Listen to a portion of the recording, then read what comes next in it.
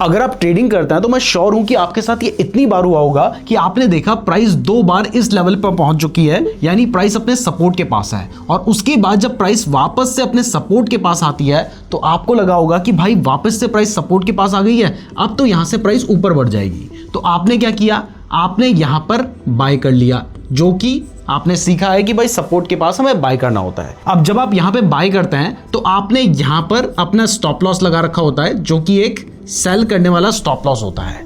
अब होता क्या है कि जैसे ही आप बाय कर लेते हैं उसके बाद प्राइस नीचे आती है, आपका यहां पर स्टॉप लॉस हिट होता है और उसके बाद प्राइस वापस बढ़ जाती है।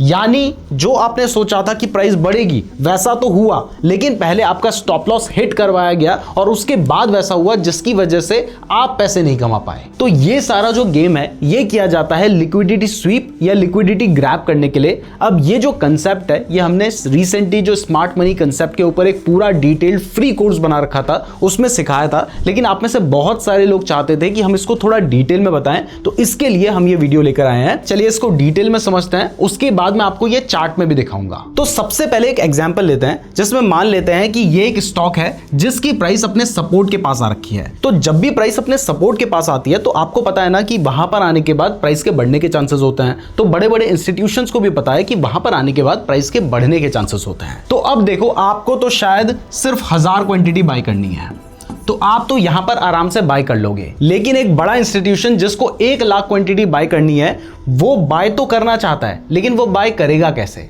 यहां पर सबको पता है कि इसके बाद प्राइस के बढ़ने के चांसेस है, तो कोई क्यों बेचेगा? यानी अगर किसी बड़े इंस्टीट्यूशन को 1 लाख क्वांटिटी बाय करनी है तो उसको चाहिए कि यहां पर बेचने वाले लोग होने चाहिए जो कि अवेलेबल नहीं है। इसका मतलब यहां पर लिक्विडिटी अवेलेबल नहीं है। तो वो लिक्विडिटी आएगी कैसे? वो लिक्विडिटी आप दोगे, और वो कैसे दोगे चलिए समझते हैं। तो अब देखिए, जब यहां पर प्राइस आई है तो शायद आपने यहां पर अपनी 1000 क्वांटिटी बाय की होगी, किसी ने यहां पर 10,000 क्वांटिटी बाय की होगी, किसी ने यहां पर 2000 क्वांटिटी बाय की होगी या ज्यादा क्वांटिटी बाय की होगी। तो ऐसे बहुत सारे लोगों ने यहां पर बाइंग की होगी और उन सब ने अपना स्टॉप लॉस कहां पे रखा होगा? रूल क्या कहता है? रूल ये कहता है कि आपको अपने सपोर्ट से थोड़ा सा नीचे, यानी यहां पर आपको अपना स्टॉप लॉस रखना है। तो आप सभी ने अपना स्टॉप लॉस इस जगह पे रखा होगा। अब ये स्टॉप लॉस क्या है? ये एक सेल करने का स्टॉप लॉस है, क्योंकि यहां पर आपने बाय किया है तो प्राइस नीचे जाएगी तो आप सेल करेंगे ना। तो अब जो बड़ा इंस्टीट्यूशन 1 लाख क्वांटिटी बाय करना चाहता है उसको क्या चाहिए? उसको चाहिए सेलर, और उसको पता है कि यहां पर तो सब बाय कर रहे हैं, लेकिन अगर प्राइस थोड़ी सी नीचे इनके स्टॉप लॉस के पास चली जाए तो ये लोग ऑटोमेटिकली ही सेलर बन जाएंगे, क्योंकि इन सब का स्टॉप लॉस यहां पे होगा। तो वो क्या करते हैं? वो अपनी तरफ से थोड़ी बहुत सेलिंग करते हैं, जिसकी वजह से प्राइस थोड़ा नीचे चली जाती है, सभी लोगों का स्टॉप लॉस हिट होता है, और जैसे ही सबका स्टॉप लॉस हिट होता है तो यहां पर क्या होती है? यहां पर इनकी तरफ से सेलिंग ऑर्डर जाते हैं, और जिस इंस्टीट्यूशन को 1 लाख क्वांटिटी खरीदनी थी अब उसके पास आराम से लिक्विडिटी आ जाती है, क्योंकि आप सब लोग सेलर बन गए, वो बायर बन जाते हैं और अच्छी खासी क्वांटिटी बाय कर लेते हैं। अब जैसे ही वो बाइंग करते हैं तो उसके बाद प्राइस क्या करती है? प्राइस यहां से ऊपर चली जाती है। इसका मतलब सबसे पहले जो इंस्टीट्यूशंस हैं उन्होंने इस लेवल के पास क्या किया? लिक्विडिटी को स्वीप कर लिया या लिक्विडिटी को ग्रैब कर लिया। बट अभी पिक्चर खत्म नहीं हुई है। अब इसके बाद ये क्या करेंगे? देखिए, इन सब की तो इन्होंने स्टॉप लॉस हिट करवा दिया, सबका नुकसान करवा लिया, और उनकी बाइंग अच्छी खासी हो चुकी है। प्राइस पहले थोड़ी सी नीचे लाई गई और अब क्योंकि उन्होंने बाइंग की तो प्राइस इस लेवल पे पहुंच चुकी है। लेकिन यहां पर एक चीज आपने थोड़ी सी मिस कर दी, और वो ये है कि जब प्राइस ने इस सपोर्ट को ब्रेक करके प्राइस नीचे आ गई होगी तो यहां पर बहुत सारे लोगों को लगा होगा कि भाई प्राइस ने अपना सपोर्ट ब्रेक कर दिया है, और अगर प्राइस ने सपोर्ट ब्रेक कर दिया है तो रूल क्या कहता है? रूल ये कहता है कि प्राइस के अब गिरने के चांसेस हैं। तो बहुत सारे लोगों ने क्या किया होगा? जैसे ही प्राइस नीचे आई तो यहां पर उन्होंने शॉर्ट कर दिया, यानी उन्होंने सेलिंग कर दी। अब ये तो चाह रहे थे कि लोग सेलिंग करें, तो बहुत सारे लोगों ने ऐसे भी सेलिंग की, जिसकी वजह से इनको जो बाइंग करनी थी वो बाइंग कर लिए, और उनका अब इन्होंने यहां पर सेलिंग की है तो उनका स्टॉप लॉस कहां पे होगा? उनका स्टॉप लॉस होगा ये जो सपोर्ट था इससे थोड़ा सा ऊपर, यानी यहां पर उनका स्टॉप लॉस होगा। और ये स्टॉप लॉस कैसा होगा? ये एक बाय करने वाला स्टॉप लॉस होगा, क्योंकि यहां पर सबने क्या किया है, सबने सेल किया है, तो उनका स्टॉप लॉस बाय करने वाला होगा। तो सबसे पहले तो इंस्टीट्यूशन प्राइस को नीचे लेके गए, जिन लोगों ने यहां पर बाय कर रखा था उन सबका स्टॉप लॉस सेट करवाया, और उसके बाद वो प्राइस को जैसे ही ऊपर लेके गए तो जिन लोगों ने यहां पे शॉर्ट किया था उनका भी स्टॉप लॉस हिट हो गया। तो पहले से इन लोगों ने भी बाइंग कर रखी थी, यहां पर और ज्यादा बाइंग आ जाती है, जिसकी बाद प्राइस अच्छी खासी बढ़ जाती है, और ये जो इंस्टीट्यूशन होते हैं ये प्रॉफिट लेके निकल जाते हैं, और जो रिटेल ट्रेडर्स होते हैं उनका वो नुकसान करवा देते हैं। अब जैसे ही प्राइस यहां से ऊपर आ जाती है तो आपको क्या पता है, आपको पता है कि जैसे ही प्राइस अपने रेजिस्टेंस के पास आती है उसके बाद प्राइस के गिरने के चांसेस होते हैं। तो आप यहां पे क्या करते हो, आप यहां पर सेल करते हो।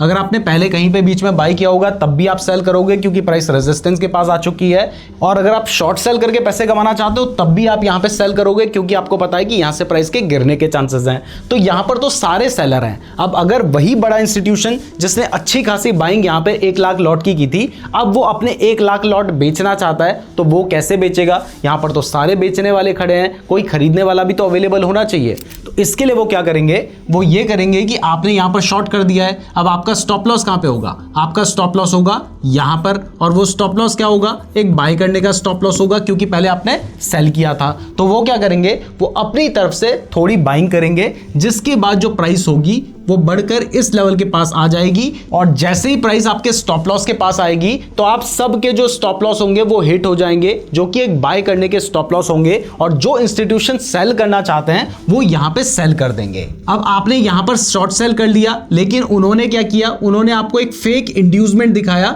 जिसके बाद प्राइस थोड़ी सी ऊपर गई और आपको लगा कि भाई प्राइस तो यहां से ऊपर जा रही है, आपका यहां पर स्टॉप लॉस था, वो स्टॉप लॉस हिट हुआ, और स्टॉप लॉस क्योंकि एक बाय करने वाला स्टॉप लॉस था, और जिस इंस्टीट्यूशन ने पहले 1 लाख लॉट जो पहले बाय कर रखे थे उसको अब वो बेचने थे, अब वो यहां पर जाकर अपने 1 लाख लॉट को बेच देंगे, क्योंकि आप सारे जो पहले सेलर थे अब वो बायर बन जाएंगे। मतलब यहां पर भी इंस्टीट्यूशन ने लिक्विडिटी को स्वीप कर दिया। अब क्योंकि यहां पर उन्होंने सेलिंग शुरू कर दी, अब जैसी वो सेलिंग करते हैं उसके बाद प्राइस नीचे आती है। अब जैसी ही प्राइस इसके बाद नीचे आएगी तो आपको पता है कि जैसे ही यहां पे ब्रेकआउट हुआ होगा तो बहुत सारे लोगों ने बाय किया होगा, उन सबका स्टॉप लॉस कहां पे होगा, उन सबका सेल स्टॉप लॉस इस जगह पे होगा, और जैसी प्राइस अपने रेजिस्टेंस से थोड़ा नीचे आएगी उन सब का स्टॉप लॉस हिट हो जाएगा और प्राइस तेजी से नीचे गिर जाएगी, और ये वापस से प्रॉफिट कमा लेंगे। और इस तरीके से ये जो इंस्टीट्यूशंस हैं ये लोगों को चूना लगाते हैं। अब यहां पर तो आपको समझ आ गया है, तो यही चीज मैं आपको चार्ट में भी दिखाता हूं, लेकिन उससे पहले अगर आप क्रिप्टो ट्रेडिंग करने के लिए अपना अकाउंट ओपन करना चाहते हैं तो डेल्टा एक्सचेंज का लिंक मैंने आपको डिस्क्रिप्शन पे दे रखा है,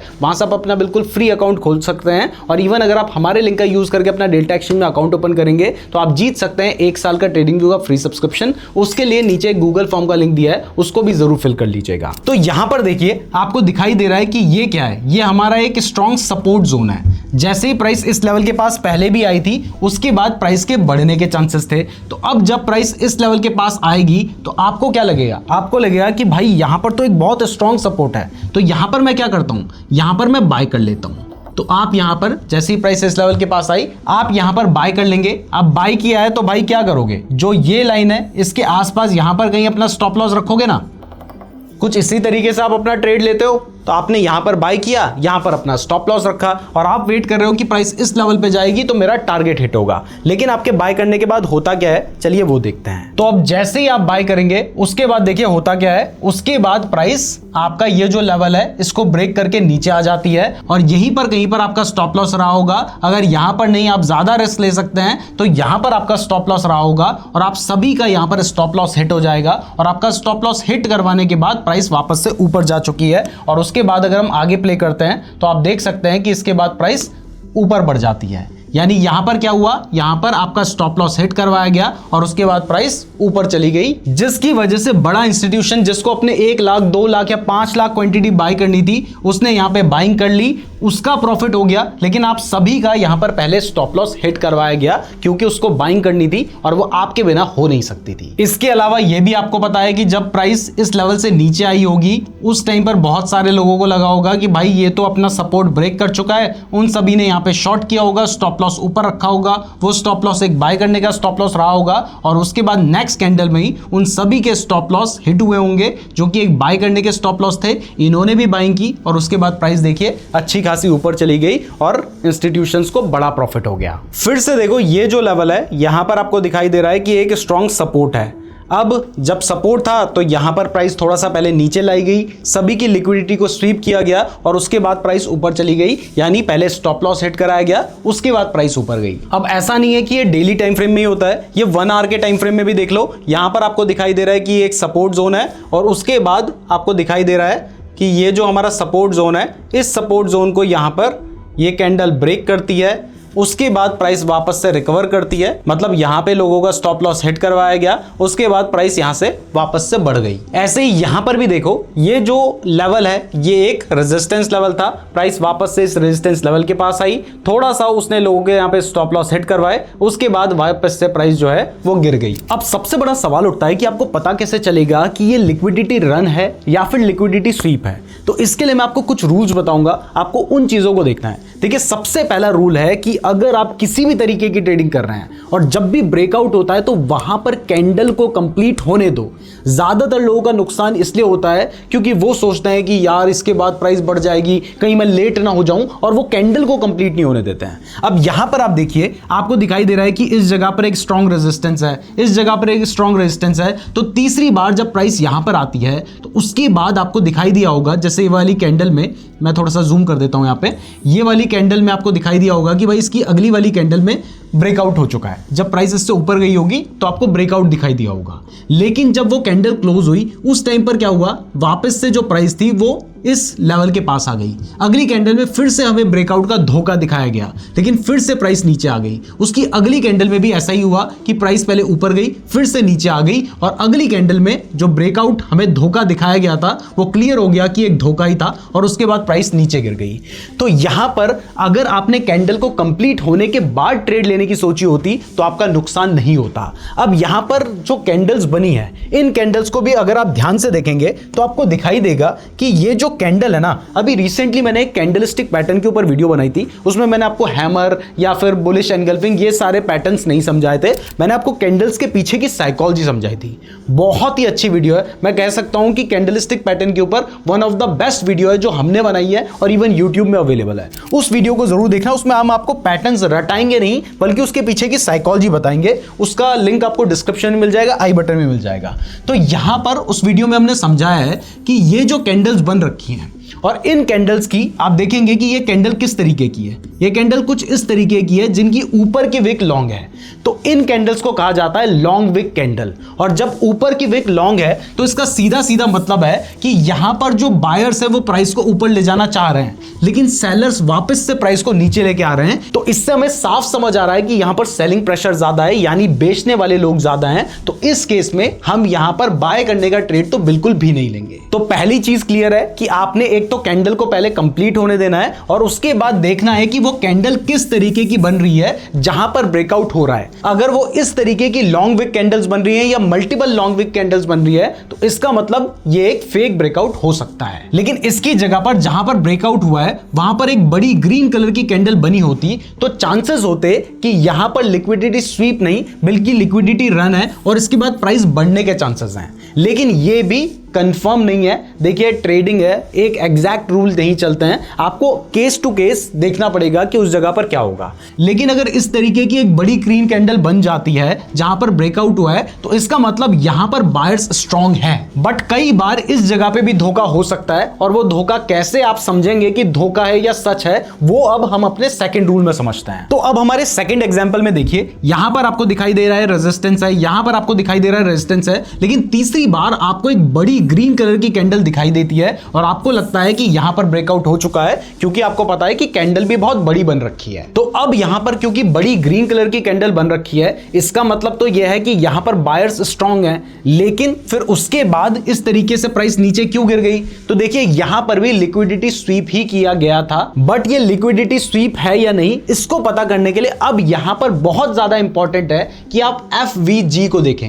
FVG यानी फेयर वैल्यू गैप। देखिए, हम स्मार्ट मनी कंसेप्ट के ऊपर एक डिटेल्ड कोर्स बना चुके हैं। वो एक ऐसा फ्री कोर्स है जो लोग 5 से 10 हजार रुपए में बेचते हैं, तो उस वीडियो वीडियो को जरूर देख लीजिएगा, बहुत ही डिटेल्ड वीडियो है, पूरा स्मार्ट मनी कंसेप्ट आपको डिटेल में समझ आएगा। उसमें हमने फेयर वैल्यू गैप के बारे में भी डिटेल में बता रखा है। तो अगर अपनी नॉलेज को बहुत ज्यादा बढ़ाना चाहते हो तो उस वीडियो को भी बिल्कुल मिस मत कीजिएगा। लेकिन यहां पर मैं आपको शॉर्ट में बता देता हूं कि एफवीजी होता क्या है। तो देखिए, फेयर वैल्यू गैप एक इस तरीके का गैप होता है और ये बनता कैसे है, आपको दिखाई दे रहा है कि जहां पर ब्रेकआउट हुआ है वहां पर पहले एक छोटी कैंडल बनती है और उसके बाद एक बड़ी ग्रीन कैंडल के साथ आपको ब्रेकआउट दिखाई देता है। और ब्रेकआउट होने के बाद अब आपने अगर फेयर वैल्यू गैप पता करना है तो उसकी नेक्स्ट कैंडल भी कंप्लीट होने का आपको वेट करना होगा, जैसा यहां पे कंप्लीट हो चुकी है। और इसके बाद आपने देखना है कि जो बड़ी कैंडल बनी है उससे पहली वाली कैंडल का जो हाई है आपने उससे लगते हुए इस तरीके की लाइन खींच देनी है। और जिस कैंडल ने ब्रेकआउट दिया है उसके बाद वाली कैंडल का जो लो है आपने उससे लगते हुए भी इस तरीके की लाइन खींच देनी है। और जो ये बीच का एरिया होगा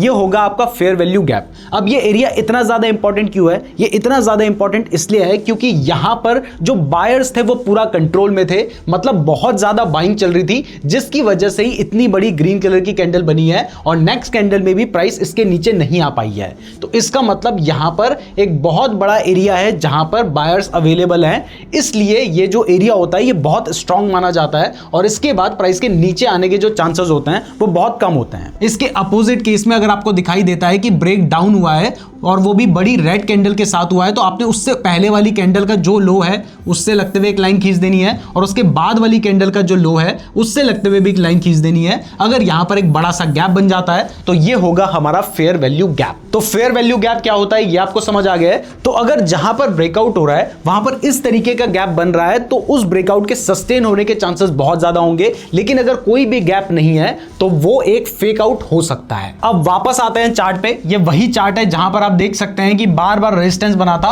और तीसरी बार एक बड़ी ग्रीन कैंडल ने यहां पे ब्रेकआउट दे दिया था। तो अब आपने क्या करना है, आपने उससे पहले वाली कैंडल यानी इस कैंडल से लगते हुए एक लाइन खींच देनी है और उसके बाद वाली कैंडल के लो से लगते हुए एक लाइन खींच देनी है। और आपको यहां पे दिखाई दे रहा है कि कोई भी खास गैप नहीं है, तो इसका मतलब ये एक फेक आउट हो सकता है। तो अगर इसके बाद भी आपको ट्रेड लेना है तो फिर आपको इसके बाद की कैंडल का वेट करना होगा। जो कैंडल अगर ऊपर बन जाती है तो आप ट्रेड ले सकते हैं, लेकिन ज्यादातर केस में इसके बाद जो कैंडल होगी वो सीधा ब्रेक डाउन दे देगी और प्राइस के गिरने के चांसेस होंगे। तो अगर ब्रेक डाउन हो जाता है तो फिर आप क्या करेंगे, फिर यहां पर आप शॉर्ट करने की पोजीशन लेंगे। आपका जो स्टॉप लॉस होगा वो इस हाई के ऊपर यानी यहां पर होगा और जैसे ही ब्रेक डाउन हो जाता है प्राइस इस लेवल के नीचे आ जाती है, वहां पर आप अपनी शॉर्ट करने की पोजीशन ले सकते हैं। तो अब अगर इस केस में आपने शॉर्ट करने की पोजीशन ली होती तो यहां पर आप देखिए, आप जैसे ही आपको दिखाई देता है कि भैया यहां पर तो कोई भी फेयर वैल्यू गैप नहीं है और उसकी अगली कैंडल में आपको दिखाई दिया कि यहां पर देखिए सीधा प्राइस एकदम से नीचे गिरी थी। इसके बाद थर्ड कंफर्मेशन के लिए आप यहां पर टाइम फ्रेम भी चेंज करके देख सकते हैं, बल्कि आपको टाइम फ्रेम चेंज करके हमेशा देखना चाहिए।